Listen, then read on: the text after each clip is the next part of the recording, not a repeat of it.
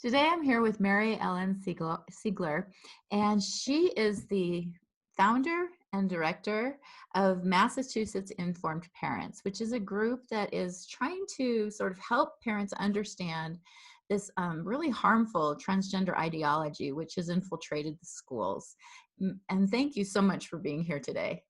Thank you for having me, And we have up on the screen, we're using some show and tell today because it's so important for people to understand how insidious this is. Do you want to just tell me a little bit about this graphic that we have up? Sure. So there are several graphics. This is one of them that are being used in schools, in elementary schools, but also in middle school and high school, to teach about gender and sexual orientation. So this graphic here is the gender snow person. There's also a gender unicorn and a genderbread person. So those are other older graphics that have been used, but this is newer. So the gender snow person teaches kids, it's a way to teach kids about the different aspects of gender identity and gender expression and sexual orientation. So, you know, if you see the bottom circle of the snow person where the star is, that indicates sex assigned at birth. And then the circle in the middle with the heart indicates who somebody loves, and that is an indicator of sexual orientation. And then in the top part is the mind and how a person feels identity-wise and how they think. And so this is then where, you know, sexual gender identity comes in. So it's really kind of it's really amazing how we can take something so simple like boys and girls and make it really this kind of complicated thing, which it is not. And confusing. And Oh my confusing. goodness. Right, and confusing. I mean, this is for third grade. So I'm Yes. imagining a group of third graders being told that they get to choose what sex they are. Yeah. And that genitalia doesn't indicate what sex they are. I mean, it's sort of like walking in and saying, okay, kids, it turns out you're not human beings. You get Right. to choose what animal you are. Let's talk about the different animals, and then you can, and I just can't imagine what goes through kids' heads. Right. It's just a total denial of reality, and it's quite dangerous. And you kind of, you know, you point out an absurd illustration, but really the logic fits. So if we can't depend upon our biological sex to indicate what gender we are, then what can we count on? Anything goes. So And it's really quite dangerous in many ways, not just because of the harm that it sets our children up for, just you know, to suffer from psychopathies, but also to begin down this road of chemical treatments and body mutilating surgeries. So, you know, it's really quite dangerous. And really, to me, the first message that these kids are going to get is if they're even a little bit gender nonconforming, it means they're transgender. And so, like you said, kids who might grow up just to be quirky or gender nonconforming are now going to be medicalized. And that means often puberty blockers starting at 8, cross-sex hormones even can start as young as 8, and then potentially for girls having their breasts removed at as young as 13, and boys being castrated as young as 15. So they're being sterilized and mutilated as minors just because they don't conform to regressive stereotypes of what it means to be a man or a woman. And I've always found that odd, because the fact that they point out, well, I don't feel like a boy or a girl, they're automatically affirming these rigid gender stereotypes. So it's And I very thought, yeah, contradictory. it is It's very like, incredibly. it's almost, it's, if you really stop to thinking about it, it's like, wait, what? It's like, what are you saying? Like, you are actually you know, purporting something that that you're also at the same time pushing up against. Well, and it's got to be really, to me, thinking about little girls being told that if they protest having boys in their bathrooms, that they're haters, that they're transphobic, um, that they're mean, and really this is undermining a girl's ability to consent. And boys, I mean, for boys too, because there are going to be boys who are uncomfortable having girls in their spaces when they're vulnerable. And now we are telling kids basically that genitalia does not dictate sex. And boy, does that get confusing.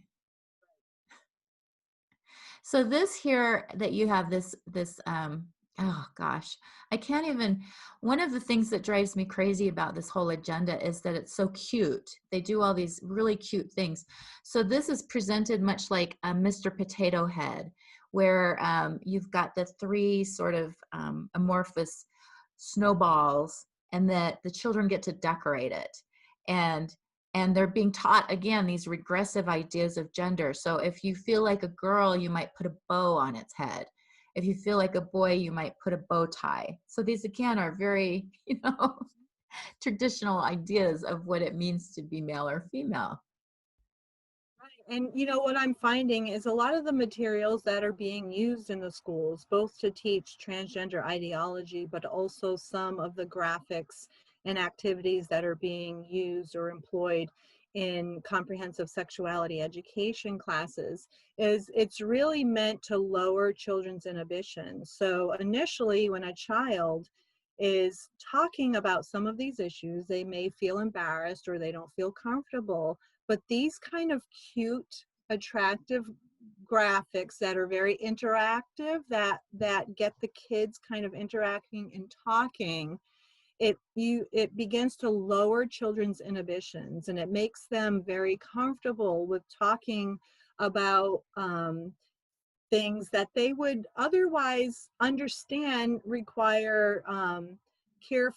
They require you to be careful and to be to you know to have modesty and to use discretion when you're talking about certain things. So and I don't think that we shouldn't talk about sex and gender. I'm not saying that, but it's just it lowers children's inhibitions, and it makes them increasingly more comfortable with more and more kind of ideas that are just really out there, and even activities that are just not healthy or good. So, like in some of the CSE curriculum, for instance, they have these very descriptive role-playing activities that the kids do, with each other, imagining themselves in these different sexual situations and what they would do. And, there's this claim that it's like, oh, well, this will kind of help them acquire the tools that they need.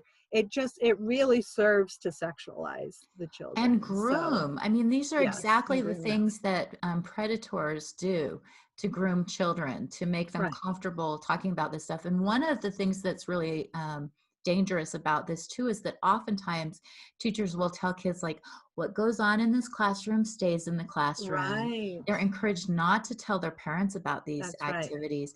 And that's exactly what predators do. So we're basically Yes. setting up a whole generation of kids to be victims. Yes. It's Yes, really, absolutely. and Yes, and oh, go ahead.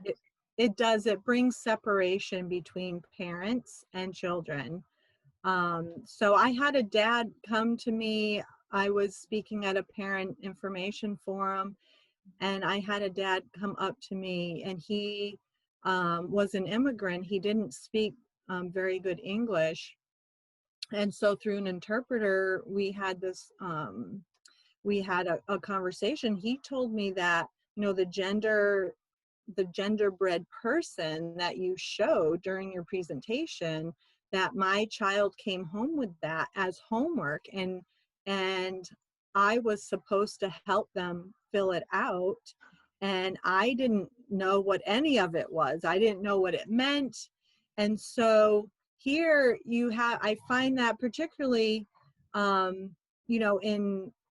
in areas where there's a high demographic of parents who don't speak English, that they're really being taken advantage of, because there are so many things that are maybe lost in translation and they're just not quite sure. And they see the cute graphic and they think, oh, it's just a homework assignment, right? So, but the damage is being done to the child, and the separation is being brought between the parent and the child. So he was so appreciative for me explaining what the graphic was, so that then he could, discuss it with his child, because the kids end up feeling like, oh, well, my teacher knows more about this stuff than my parents do.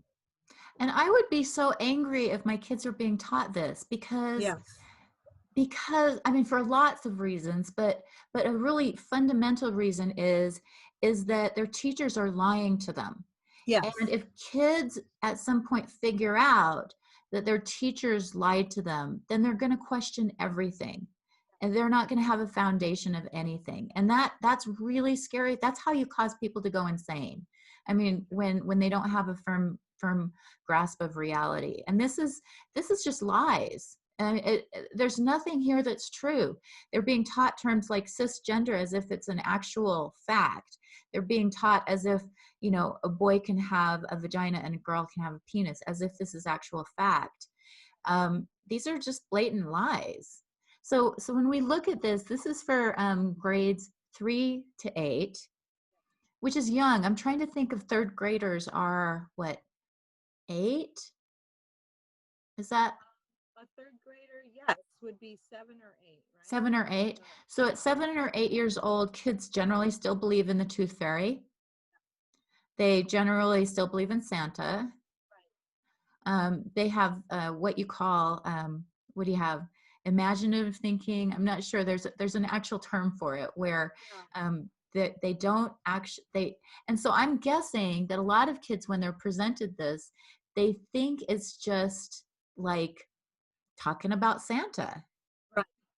or Frosty the Snowman, or Well, I mean, perfect example. When my youngest son was in third grade, we were going to a gymnastics class at the local YMCA.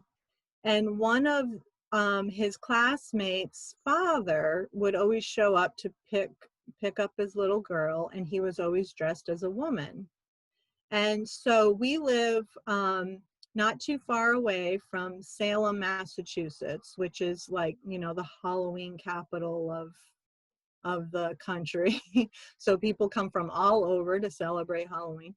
And so, and this was in the fall. So my son, after a few weeks, I never mentioned it to him. I would see the gentleman and I would say hello, and after a few weeks, my son noticed this, and he said to me, "Mommy, why does so-and-so's dad still dressing up in his Halloween costume?" interesting. So in his From the mind, mouths in of his little babes. third grade mind, he was thinking, it didn't even compute to him what was going on. Well, and that's what's so So, scary about it, though, is right. because they get this as they're young, and then they're used to having boys in the girls' bathrooms and girls in the boys' bathrooms, and talking about penises and vaginas and sex, and so it just becomes so normalized that if you get them when they're young, then by the time they're in, third or fourth, fifth, sixth grade, then I wouldn't be surprised if the majority of kids are going to identify as something other than what they're calling cisgender heteronormative. Well, this is what we're seeing now. So it used to be that people who struggled with their gender, there was some underlying issue there, right? That had to be dealt with, either some trauma or some dysfunction or perceived dysfunction in the family. So, but now what I'm seeing is this idea of social contagion. And I've been doing some reading on this. It's a real thing. One study said that in a peer group, if one person comes out, if one young person in their peer group comes out as transgender, an average of 3.5 other students, children, teens in that peer group will also begin questioning their gender. And, I had a real live example of this. So I had a grandmother contact me who's helping raise her granddaughter. And she said that several of her granddaughter's friends were beginning to identify as the opposite sex. And now, lo and behold, her granddaughter thinks that she's a boy. So I just thought, wow. So that, and the amazing thing was that the grandmother told me, she said 3 of her friends Right. are identifying. So it was just like, wow. So it was the exact situation that I had read in this research. So it really is true. It's becoming social contagion. It's becoming just a choice on the menu of sexual and gender choices. And if it was just sort of a thought or a feeling that kids had, it wouldn't be so dangerous. But we're talking about a pathway that's leading to sterilization and mutilation. We're talking about putting kids on a pathway of having their penises cut off or having their breasts cut off. We're talking about putting them on a pathway where they will be dependent for life on hormones, and that they will that they're damaging their healthy body. I mean, that's what's so astonishing, is that this is different from, say, the goth movement, or Right. even getting a tattoo. I mean, Right. this is so different in It the really is. implications and the pathway that they're put on. And now, as you and I both know, because both of our states have done this, they've banned therapy in many places that will allow kids to sort of process these feelings. And so these kids who are maybe struggling, trying to figure all this out, go into a therapist, and rather than having a therapist explore sort of some of these uncomfortable ideas and potentially trauma, or messages they're getting at home, or being peer pressured, instead they're being told, yes, indeed, you're trans, and I can't help you, but you can go to the doctor and they will put you on puberty blockers or cross-sex hormones and schedule you for surgery.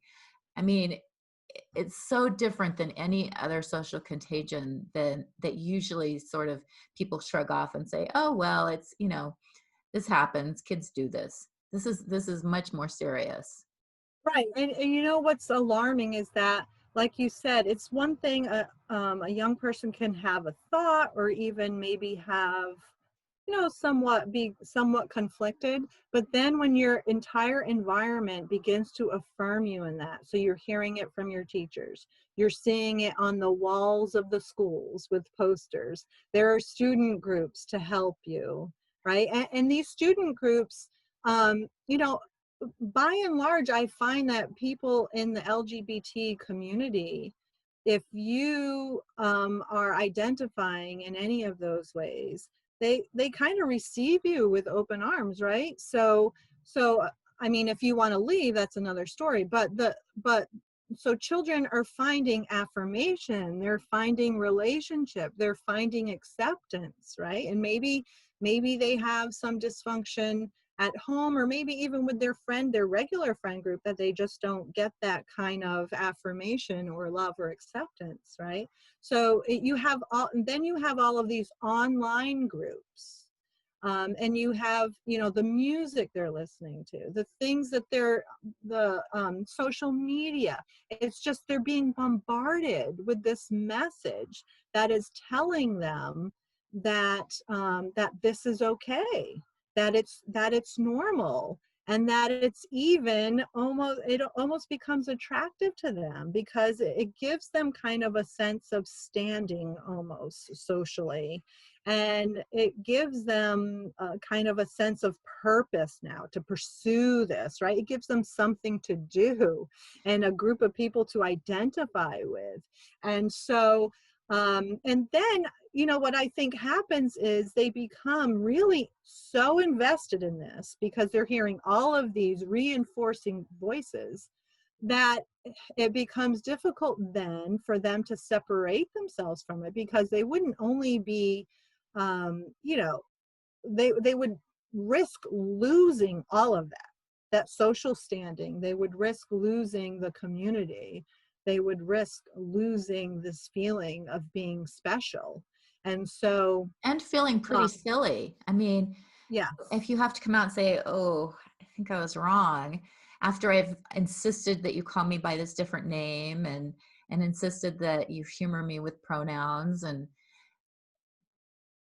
So the adults, the thing that continues to baffle me still is the fact that so-called responsible adults in our educational system, we're talking about people who are educated, who, superintendents of school districts they're supposed to that have are, the best interest of our children yes, at we're heart. talking about medical professionals. We're, talking about school psychologists or guidance counselors or teachers, or even in some cases, kindergarten teachers.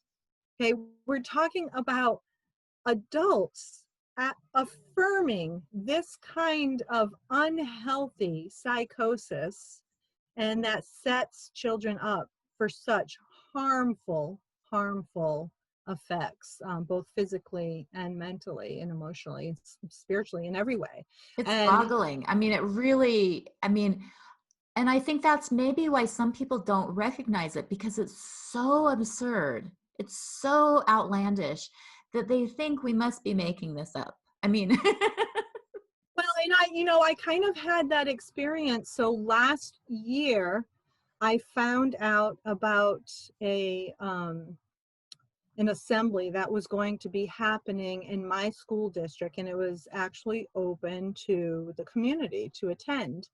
And it was a presentation by the Safe Schools program for LGBTQ youth. And, I kind of knew about this issue, not as much as I know now, but I said, well, let me go check this out and see what's really happening. Is it really as bad in the schools as they say that it is? And I'm thinking, I don't want any child, a member of the LGBT community or not, to ever be bullied or mistreated. So, let me just go see what this is about. So I went, and I was completely dumbfounded, Erin. I felt like I was having a Twilight Zone experience. So the man who opened up the meeting said, introduces himself and says, "I'm here to gay up the school." He just said that, outright. And so I thought, interesting. Okay, I thought this was about creating safe spaces for students and making sure that we're treating one another, right, with respect. And I thought, where does that come into play? So that was interesting. He began to go on explaining pretty much what you see here in this graphic, just the spectrum of gender identity and gender expression and orientation. And he was speaking about it so as a matter of factly, as if it was just scientific fact. It was just amazing. And so he had, on the stage, he had about 30 different storybooks that were either in the classroom, in elementary classrooms, or that he would like to see in elementary classrooms.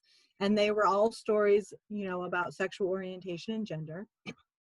And then he had students who he interviewed right there for the audience and just said, so how do you identify? And then the students are, well, I'm pansexual. And then, you know, another student. So he's bringing in the personal stories. And he had a student there with her mother, and this was a transgender student. So telling their story. So now you have like the personal story to kind of pull on your heartstrings. And then he showed videos. Here was one of the most alarming things. He showed a video of first graders, second graders sharing their gender transition stories, and how this one little boy turned into a little girl and turned into a beautiful butterfly. And so this is what he does. He goes into schools, he does these presentations, and then he makes himself available to teachers and to schools. If there's a young child transitioning, socially transitioning, he will come into the school and and walk the class through a social transition party of sorts. So I sat there completely dumbfounded, because I guess I had thought that it was more of an issue with teens in middle school and high school, but here was the first time that I really saw how aggressively this is being pushed to little ones in elementary school. I mean, we don't trust our little children to cross the street by themselves without holding their hands, but we're letting them choose their gender. So, which of course, as we've outlined already, sets them up for all types of harm. So I just thought, and then he said this. He said, when the brain says boy and the body says girl, the brain cannot be changed, so the body must be changed. Which is absurd. This is what he said. Because if that's the case, nobody should ever go to therapy ever again. This is a Harvard-educated man. Wow. A Harvard-educated man. Wow. So I was so distraught by what I was hearing, I could barely sit still. So he opened it up for, you know, Q&A at the end. And so I was just there to gather intelligence. I wasn't going to say anything. But then before I knew it, I'm standing up and I'm like, what am I doing? I'm going to be run out of here, because I was looking at the audience, a lot of parents, even one of our senators was there, our state senator. Okay. I'm looking around the room, and it was as if the audience was in some kind of trance. They were all like nodding their head about how woke and, you know, modern this all is. And I'm just thinking, am I the only one here thinking about how insane this is and how dangerous this is? So I stood up, and, you know, I kind of challenged some of what he was saying. I was, you know, very diplomatic in how I worded things, and he kind of engaged me back and forth a little bit, but then basically didn't really answer my objections or my questions, and just kind of went on to the next person. Well, he came over to me after to, you know, thank me for, you know, standing up and saying what I had to say. And so we started having more conversation. And it just so happens that we have a friend who is a brain surgeon at a well-known clinic here in Boston.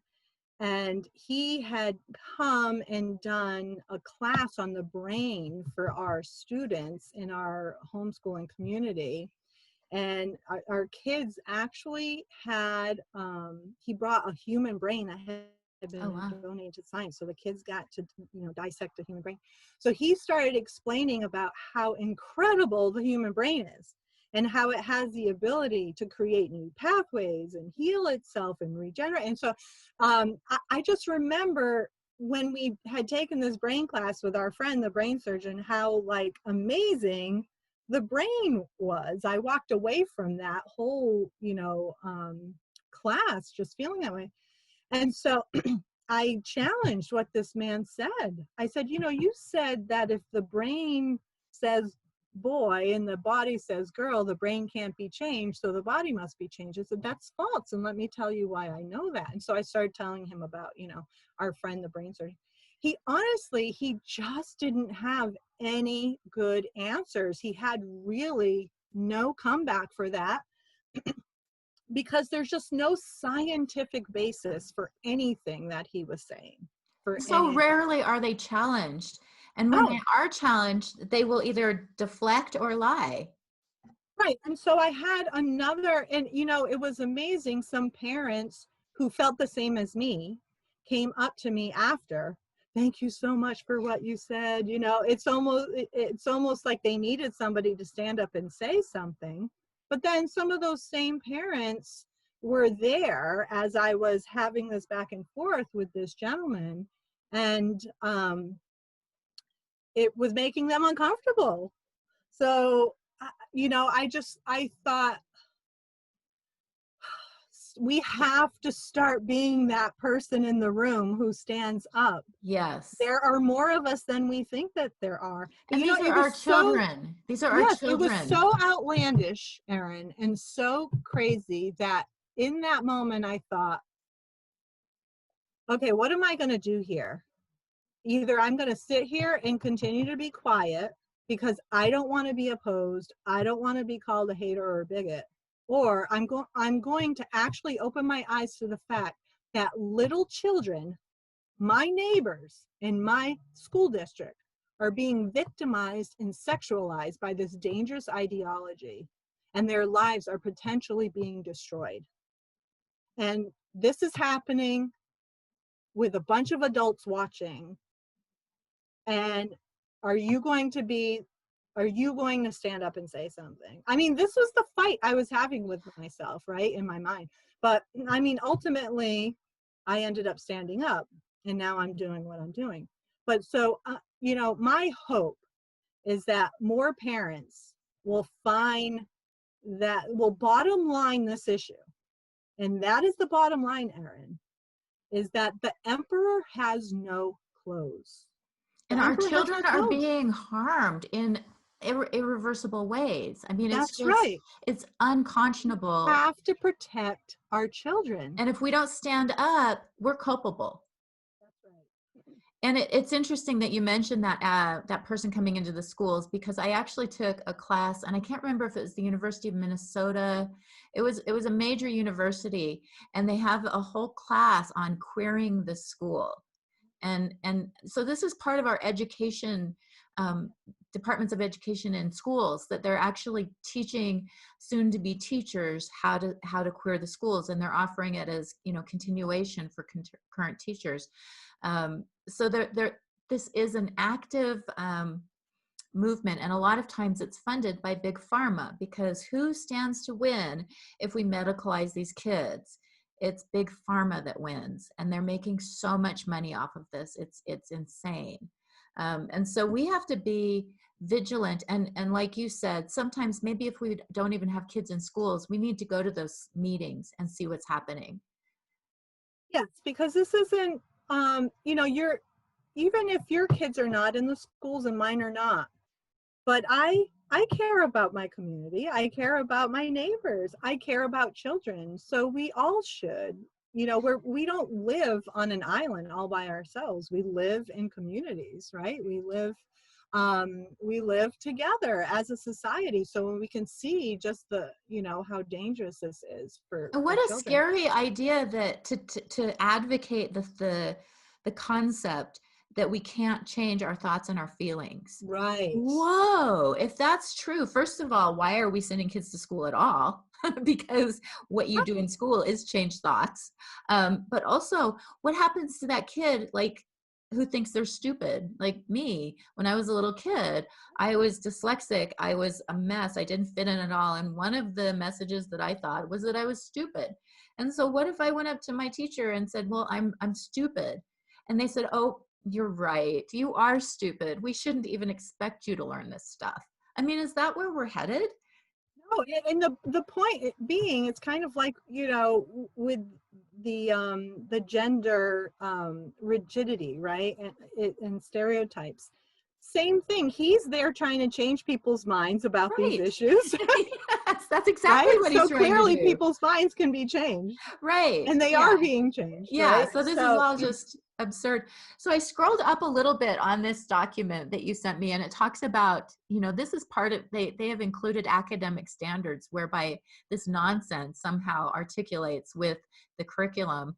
And an educator's notes, it says, it is important for students to understand the difference between gender identities, sex assigned at birth, boy, girl, intersex assigned at birth, or pronouns, he, she, they, and sexual orientation. For schools that do not want to use the word sex, we have provided an alternative language, pronoun assigned at birth. saw that, yeah.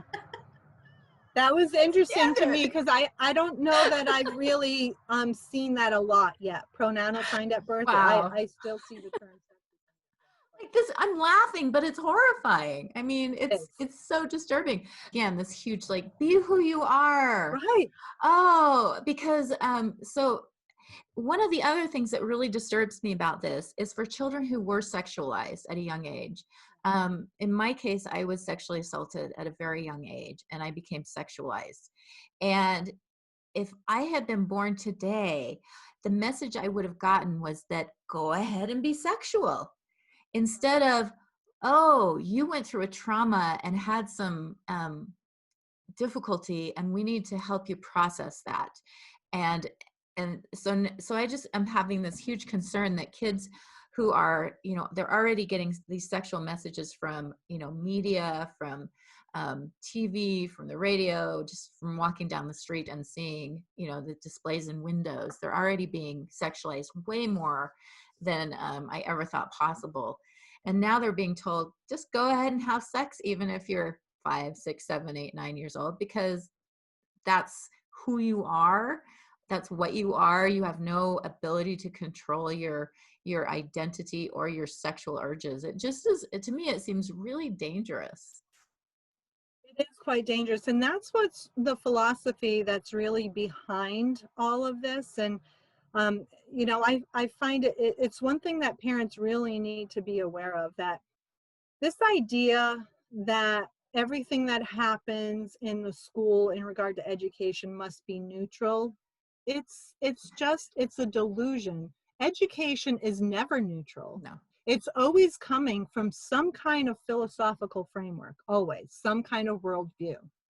So it's just a matter of what worldview are we going to tolerate, or are we going to push in the school? And I'm not proposing for a religious worldview or one way or the other. So but what I'm saying is all of this transgender ideology, and even what I'm seeing in the comprehensive sexuality education, is that the underlying worldview and philosophy is children are sexual from birth and that they have the right to sexual pleasure. So you will begin to see, I'm beginning to see this term, and you may have seen it already, sex positive. Have you seen that term? Oh, yes. So, and pleasure-based education. And we wouldn't want to shame anybody. So, right. So the idea now is that having sex is very much like going to the store and getting an ice cream cone. Right. It's just a or physical playing with activity. your yo-yo. It's just something fun to do. Exactly. It's just a physical activity. And that you have a right to, because even the UN now is talking about sexual rights, and they're suggesting that children have sexual rights. And that doesn't mean protecting them from sexual abuse. It means encouraging them to go out and have sex. One of the documents you sent me talks about changing the laws so that basically, I think now in Massachusetts that there are some legislation that tries to prohibit children from having sex. And one of the documents you sent me, they're trying to get rid of that. So children who they say are close in age, whatever that is defined as, should be allowed to have sex. And that could be, I mean, close in age, does that mean 1 year, or does that mean 5 years, or does that mean 10 years? And they don't define it. And that's one of the things that's so dangerous about this whole ideology, is that to me, it's so obviously trying to normalize pedophilia. And yet they couch it in these, sex positive, sexual rights. And we're trying to make it so that we don't shame anybody. And yet to me, it's so clear that they're just trying to normalize, first of all, children having sex, and the idea that, once we are okay that children have sex, then it's going to be, well, why shouldn't they have sex with adults? Well, and when you mention that, people think that that's crazy. They think, oh, well, that's crazy. Nobody's really saying that. Nobody is, wanting that. But where do all of these things lead?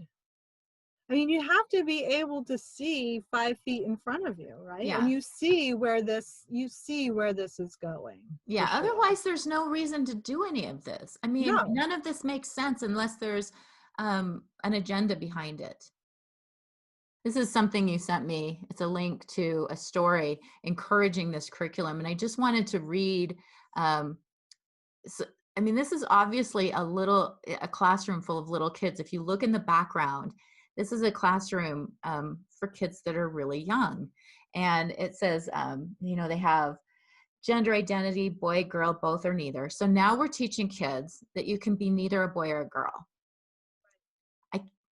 Non-binary. Right. Yeah. So this was actually this picture right here is from, I believe, a 3rd grade classroom in Lexington, Massachusetts. wow. Yes.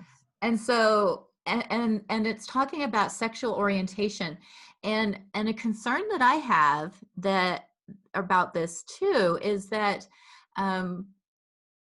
like many kids, I was sexually exploring when I was younger.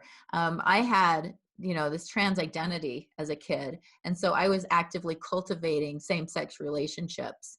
And according to this, if you have kids who are sort of being exploring, they're being told that that is their identity, their orientation, that it's fixed.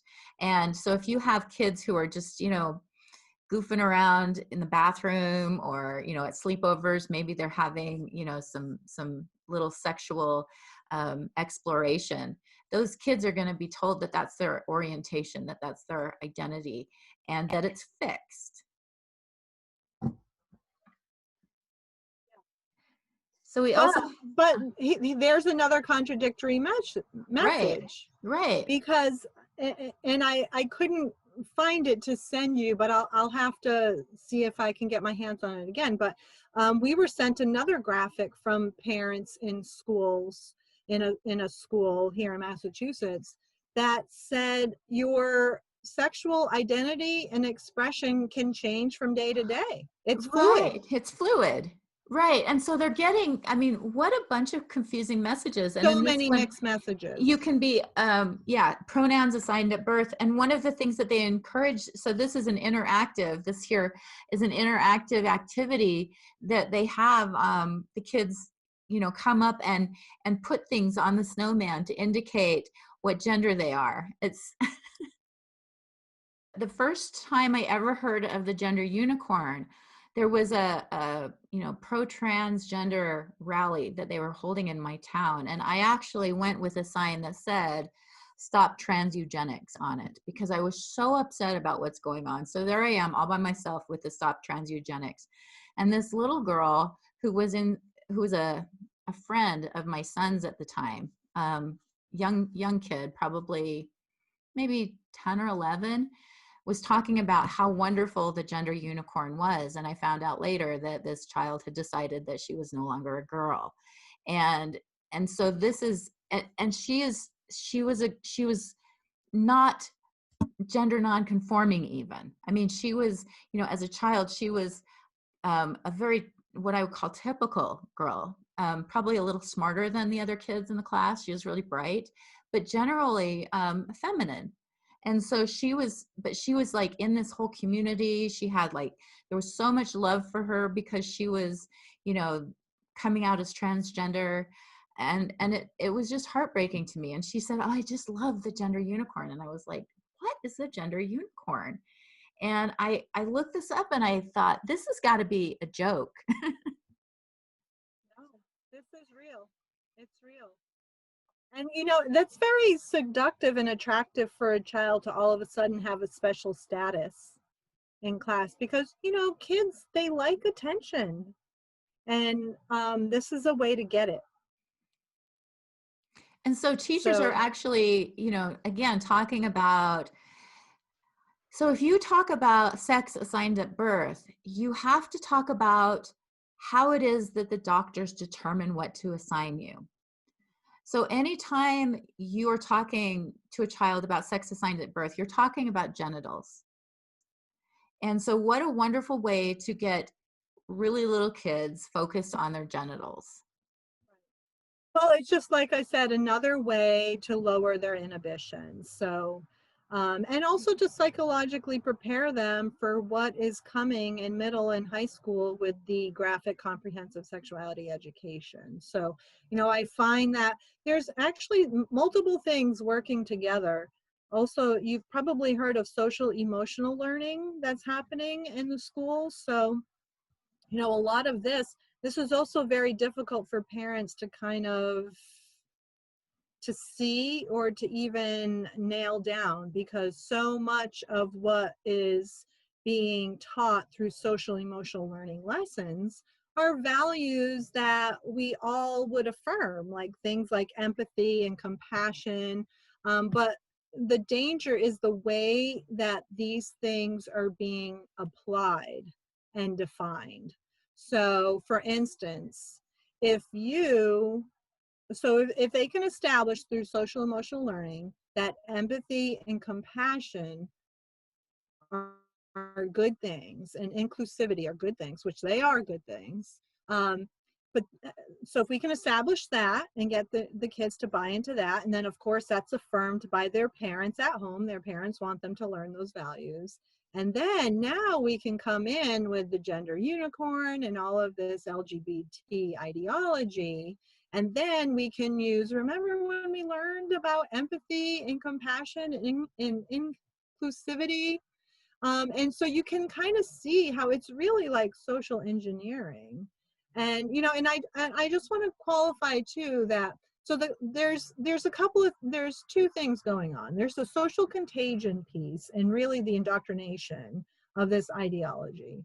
But then there are children who are genuinely suffering from gender confusion, either because of some kind of trauma or some kind of dysfunction or perceived dysfunction. And so that's in their, families or in their interpersonal relationships. So we've got like two different victim classes here. So, we've got this child who's really genuinely struggling and who needs help. They really do need But they some won't get help. it because therapy Right. has been banned, so they Right, can't get the help that they exactly. need. And I mean, I have compassion for that child. I want that child to get the help that they need. And then there's this other group that's just being really caught up in the just the allure of it all, right? There's the social contagion piece. So it's really a multifaceted issue. It's a layered issue. It's not easy, and it's not easy for parents to address it, because here's what's happening in the schools when they do try to address it. The school officials say, well, there's nothing I can do about it. I have to, by law, we have to be inclusive, and we have to, create safe spaces for the students. And so they throw this word around, law, very loosely.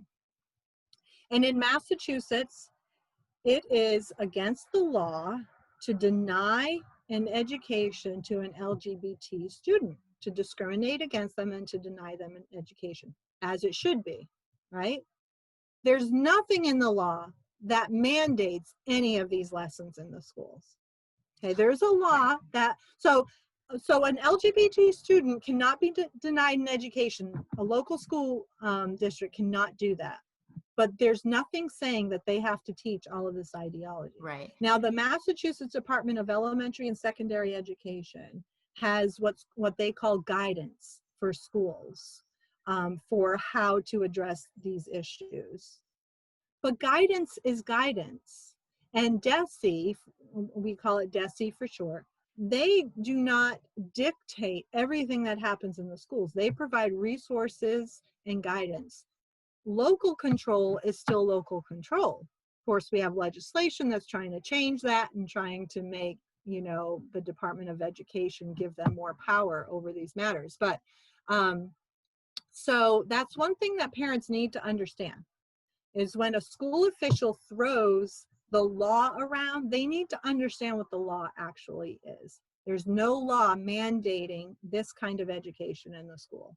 Right. And in fact, there are laws that that protect girls from having males in their bathrooms and locker Yes. rooms, and boys from having females in their bathrooms and locker rooms. There are laws that protect those. So that's what's so ironic, is that we have actual laws that should be preventing this from happening, but instead they're using, and it, you know, the other thing that they do is they're very good with language. So one of the things that I see often is they'll say transgender child discriminated against in sports, or transgender child not allowed to participate in sports. And that's not at all what's happening. They're saying that you have to participate with the same sex, as, you know, for sports. But it's again, this language use, and the media has bought into it. And I believe it's because there are sort of these media standards that are supposed to be used. And one of those standards is that you buy into this whole ideology. There is so much going on in this graphic. It's an incredibly complicated graphic. You know, it looks really cute, genderbread person, but when you look at it, there is this idea of this separation, that you can believe yourself to be something different than what you actually are. And that belief, that identity, is what actually is real, versus something that, you know, is, you know, you can prove somebody's a male or female, but we're going to ignore that and instead go with the identity. So how have you seen this used? So again, this is used, the Safe Schools program here in Massachusetts uses this when they go in and do assemblies. They use this to explain the difference between identity and expression and sex and orientation. It's so and all freaky of to that. me. You have like this big symbol right on the crotch. Right. Like, I mean, Yeah. it's so creepy.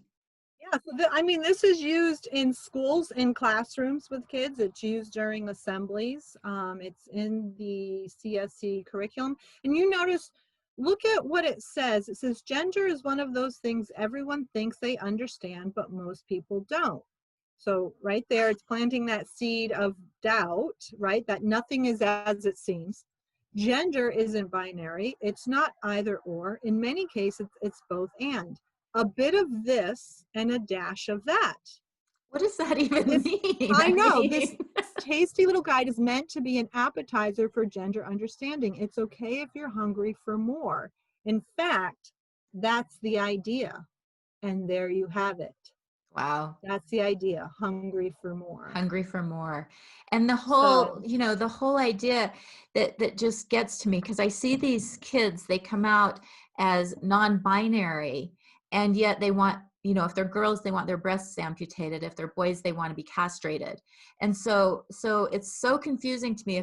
Why is it that we can't be a little bit of this and a little bit of that without having to change our bodies, without having to delete ourselves? It's a good point, Erin. So as we're wrapping up, can you just give parents some hope, provide them some ideas about what they can do about this? And I also want to, just before you go into that, say that you're in Massachusetts, which we know is a liberal state, but I'm in Utah, and this is happening here too. So don't think this is, oh, that's just happening in Massachusetts. It's happening everywhere. It is absolutely happening everywhere.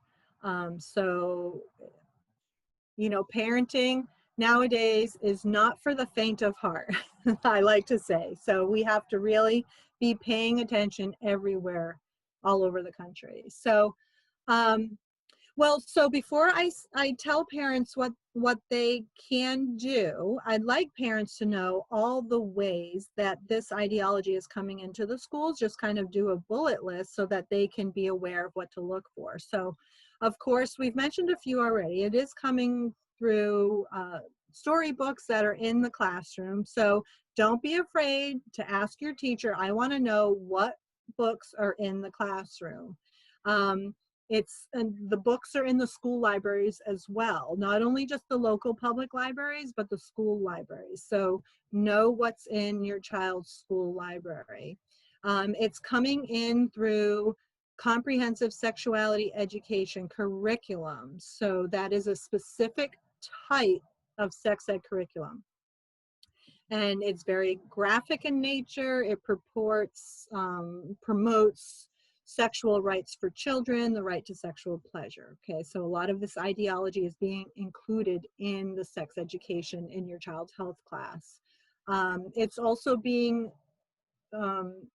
pushed through drag queen story hours. Now, I mean, these are happening, these are elective events, right, that you can go to or not go to in local libraries. But I've also started to see some of these events pop up in prestigious private schools here in Massachusetts, where they are actually having drag queens come in, right? So you want to keep an eye out for that. Websites that are in your child's curriculum. So sometimes some of the worst stuff that I am coming across in my research is through, you know, there's this little cute video that they show during puberty education class or during sex ed class, and then at the end it has visit this website, you know, to learn more. And then And I some of go them to are these, truly horrible. Like they I talk go about to some of these web, penises and yes, girl dicks, and they talk about, you know, yes, masturbation for kindergartners. And I mean, some of them are just yes, outrageous. Like you couldn't post them on social media because if no. you did, your post would get removed for violating community standards. It's so true. And so kids are being sent to these websites that have all kinds of graphic content. And even if that first website that they're sent to, you know, isn't extremely bad, although I haven't found one yet that doesn't have something objectionable on it. But even if it's not extremely bad, there are links on that website that then lead to other websites where I have found outright just pornographic content.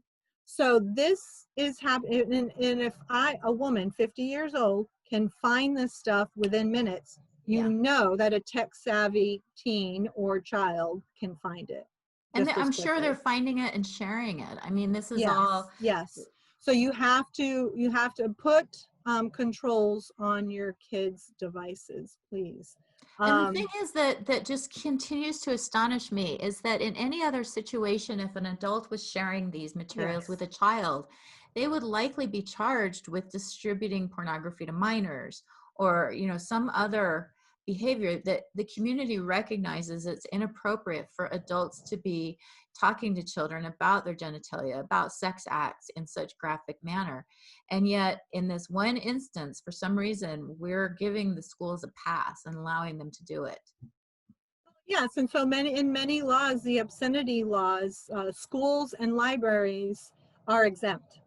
So, and I'm working with a group that's trying to change that. So that's You know, one. it's interesting you say that because before I was even involved in any of this, I got a video for he was probably about 5 years old. He was homesick, and I went to the public library, and it was about how different things are made, basically. So like how a potato chip is made or how a truck is made. So, and we were watching it, and all of a sudden it was how was a dildo made, and I was like, whoa. And you know, I'm not typically a prude, but I was like, this is my 5-year-old watching this video about how dildos are made.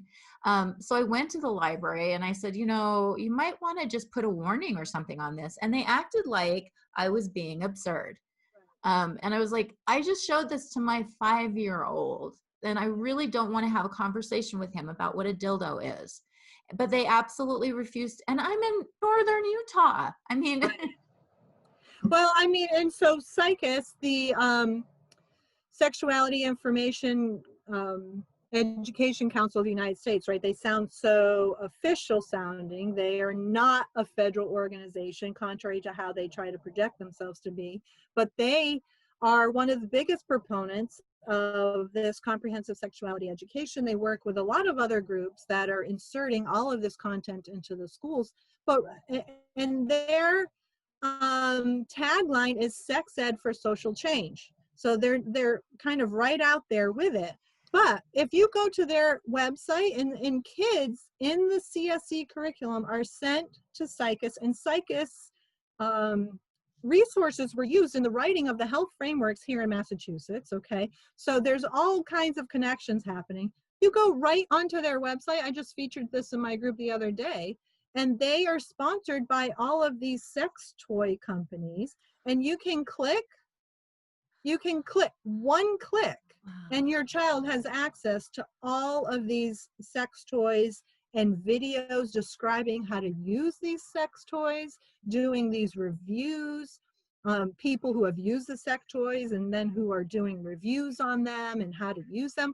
I can't make this up. It just never ceases to amaze me. So you need to really look out for the websites. Also, there are a lot of student groups, the GSA groups, that are being established through Safe Schools programs.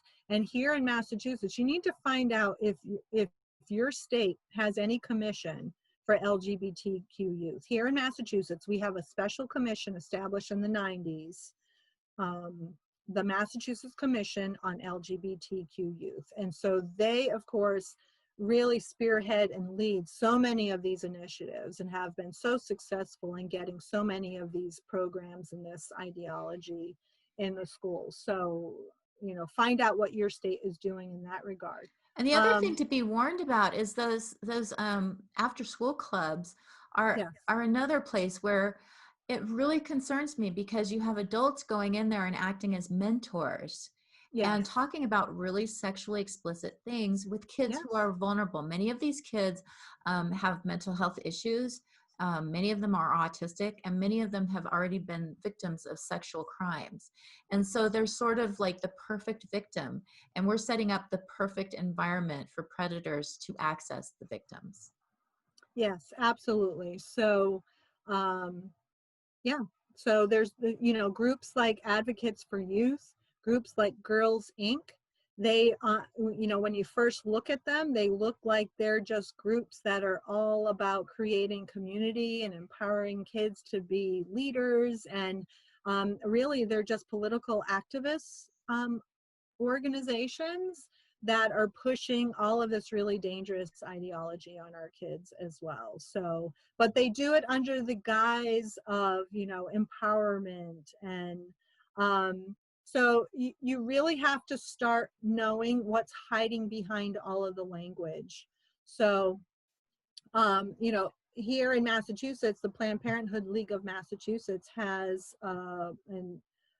a program for youth called the Get Real Teen Council program. So students ages 15 to 17 or 14 to 17 can become part of this program, and then they're taught how to teach sex ed, and they go into schools and they do seminars and workshops for students as young as 11 and 12 years old. So I came across their peers, and so and that's so I came across a flyer for one of these programs that was one of the workshops was how to consent to sex. So you have potentially a 15-year-old in this program teaching a 12-year-old how to consent to sex. What adult thinks that this is a good thing? So so there's lots of ways the content is coming in. Parents really need to just be aware of all of the ways. What I would recommend to parents is, one, find, if you're in Massachusetts, join Massachusetts Informed Parents on Facebook. You can find the group by searching for it, Massachusetts Informed Parents. And there are other groups in other states. I know there's an Arlington groups, Parent Coalition, and I think if there isn't one in your state, that step up and join or create Yes. one, like get one And going. contact me if Yeah. you want to get one going in your state. I can connect you with people who can help you. And, you know, I just helped a group get off the ground in Rhode Island. So, and I would love to see groups all over New England popping up there. You know, the groups out in California who have been fighting this battle for a very long time, they were very instrumental in helping me get Massachusetts Informed Parents off the ground. So, you know, there are a lot of great people nationally working on this issue, so you wouldn't be alone. But find a group, see if there's a group in your area. I know that there's groups in Virginia, there's groups in Washington, yeah, and there's groups in other states. So feel free to reach out to me for sure. You can email massinformedparents@gmail.com, massinformedparents@gmail.com. So find a group, but find out what's going on in your school. You have access to this information. You can ask your school officials what is being taught in regard to transgender lessons, and you can ask what's being used for what's being used to teach sex ed. But you And so also you have to get, be savvy because, like you yes, said, one of the ways they get around this is those peer taught programs. So yes, those tend to be, they don't consider that part of the regular curriculum, yes, or yes, anti-bullying, or sometimes what do they call it, character building. And right. so it can be really insidious in that it may not be part of the regular curriculum. And so how would you suggest people couch the question if they're approaching their schools to get all the information rather than just, you know, the little pieces that the school districts want to give out? That's a great point. I'm so glad you brought it up. So I have a sample email in my group, in the file section of my group, with specific questions to ask. And you absolutely have to ask all the questions. So you have to ask, what kind of curriculum is being used? You want a list of videos and any additional resources, books, outside presentations that are coming in, any organizations, assemblies. You want the whole list. And I map it all out, and I've kind of put together a sample email or letter that parents can use. So you can visit my group for the specific language, but you need to ask all of those questions, because here's what schools are getting good at hiding the information. Because what happens is, and I see this happen over and over again. Parents ask for the information on the sex ed curriculum, and you know what they get back? They get back a Word document or a PDF document of the health frameworks. And so the health frameworks comes from the state departments of education, and all the health frameworks are just suggested topics to cover underneath the subject of health. Every subject has a framework that's, you know, written by state departments of education. So the health frameworks does not tell you what the curriculum is. And so here's how things are being described. They'll have, so one item of discussion will be healthy relationships. Well, do you know what I'm finding underneath what's deemed healthy relationships? So I'm finding all of this LGBT content underneath healthy relationships. And So it's not just the LGBT, it's that they're promoting actually sexual activities for kids right, that actually are not safe for right. So children. it's not just that, but it's just even healthy relationships is also being applied to just, you know, even opposite sex relationships, starting as young, like at very young ages. So, you know, because it's all around the idea of consent. Well, as long as you get consent, then anything goes. It's all Right. And the okay. So ironic thing is that they undermine consent by saying, you know, boys can go into girls' bathrooms, girls can go into boys' bathrooms. They undermine consent, but then they say, oh, as long as it's consented, it's okay. So again, it's this, you know, double speak that's going on. And the other thing that I wanted to ask about is how parents find out about what the policy is regarding transgender students, because some schools say if you have a student who's identifying as transgender, they will provide a separate facility for them to use for bathroom and changing. Other schools are like, well, if a child identifies that way, they can choose whichever facility they're most comfortable with. And I tried to investigate in my local town, and I just got the runaround. I couldn't. They said every school gets to make their own policy. They don't have a district-wide policy. And I asked them to provide me with any information about the, and I didn't get anything. So how do you recommend people get that information? Yeah, right. So you can ask for this information from the school officials. Just ask very specific questions.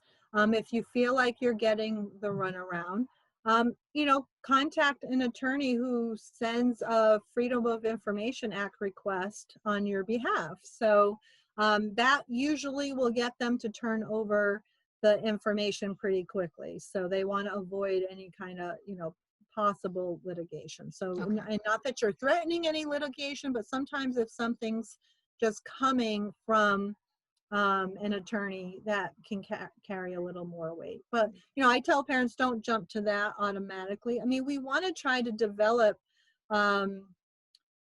communication, right, in relationship with our local school officials. So not to go in there, really being combative, or, try to believe the best, but be very skeptical at the same time. So, but just gather information and try to establish rapport and be reasonable about it. And if you find something that is not healthy, of course you can, in Massachusetts, you can opt your child out of sex education classes.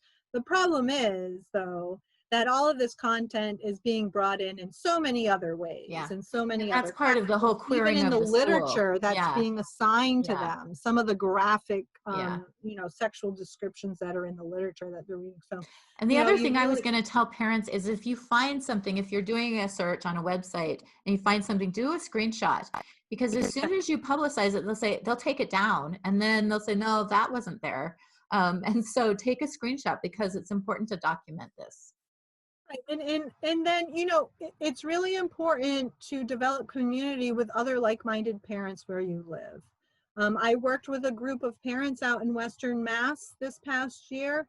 They were finding the most incredible content in the school library. And so they went to the school committee meetings, and they were not well received at first, and they kept showing up for several months. They didn't give up. And then, some other stuff was uncovered, and they had kind of an activist librarian there in the middle school. And she was interviewing students without the parents knowing, on camera, and asking them how they identify. And so one mother found out about this, and they said, oh, they claim that it was just a kind of getting to know you video for new students coming in, for the sixth graders coming Wow. into the middle school. Well, this mother really, she was very vocal about how wrong this was. And as a result, they took those questions out of that welcome video. So see, even just a few parents showing up and speaking can make a difference. So, if you want to start a local group too, reach out to me. I think it would be great if there were many Massachusetts Informed Parents groups all over the state. Yeah. So there are lots of things that we can do, but we need that's a nice way to end, because I think it can be really overwhelming. And when you look at this, you just think, has our society just gone completely insane? How do I even combat this? But like you said, just a few parents can make a big difference. They really can. Yep, they really can. And so Massachusetts Informed Parents is here to help. I can't actually hear you. Can you? Sure. Massachusetts Informed Parents is here to help. So, if anybody wants to reach out to me, I'd be happy to help you address issues in your school district. And it really, Erin, it really is time for parents to step up and to speak up to protect children. There are so many harmful things happening in our schools, and even these issues, we're just kind of scratching the surface. There are other issues that are concerning as well. But we want to show up and do what's right. Yeah, we need Children to are being stop harmed. abdicating responsibility. It's time for us to That's right. stand up for kids. These are children that are being harmed, That's and it true. really is our responsibility. So thank you so much for sharing your expertise and for welcoming people to contact you, because I think you're a really important resource.